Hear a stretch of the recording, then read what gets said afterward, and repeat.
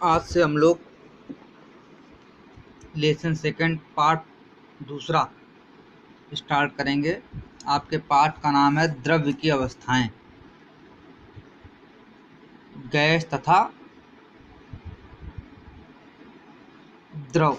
आपको इस पाठ में पढ़ना है गैस तथा द्रव। द्रव्य अर्थात पदार्थ की तीन अवस्थाएं होती हैं। संक्षेप में इनको भी समझ लेते हैं। सबसे पहले ठोस अवस्था। ठोस क्या होते हैं? इनमें प्रबल अंतराणुक आकर्षण बल पाया जाता है, जिस कारण इनमें अंतराणुक स्थान नगण्य होता है।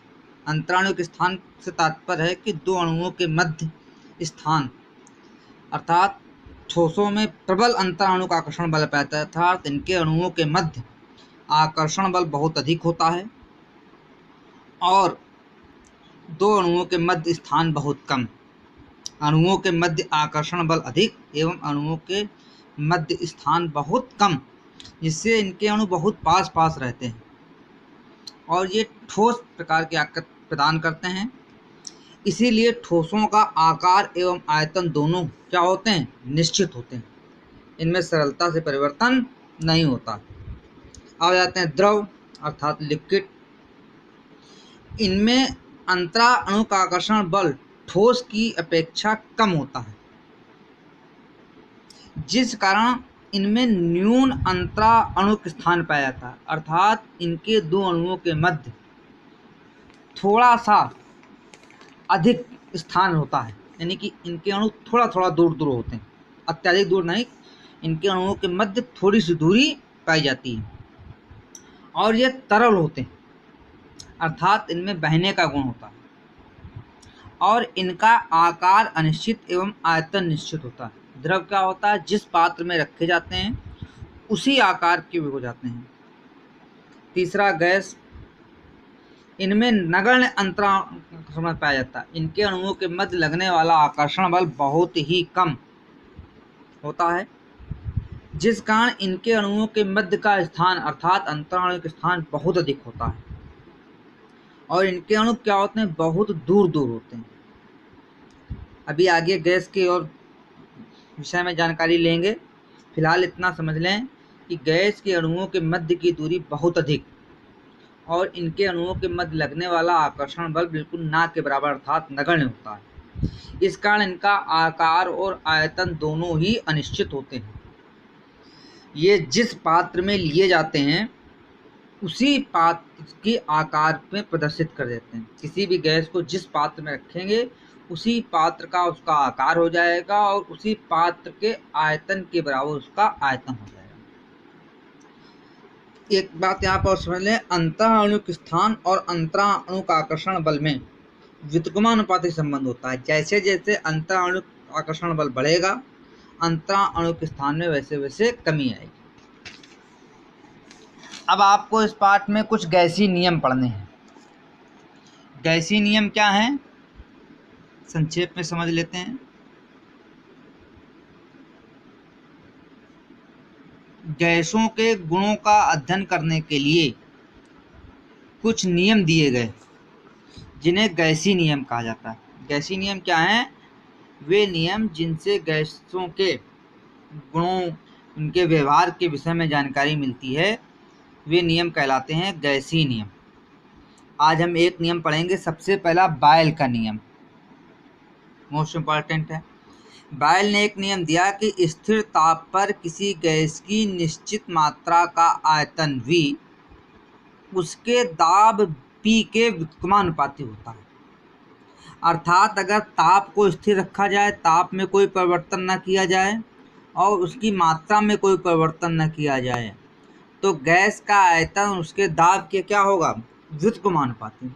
अर्थात जैसे जैसे दाब बढ़ाएंगे वैसे वैसे उसके आयतन में कमी होगी, या जैसे जैसे दाब घटाएंगे वैसे वैसे गैस के आयतन में वृद्धि होगी।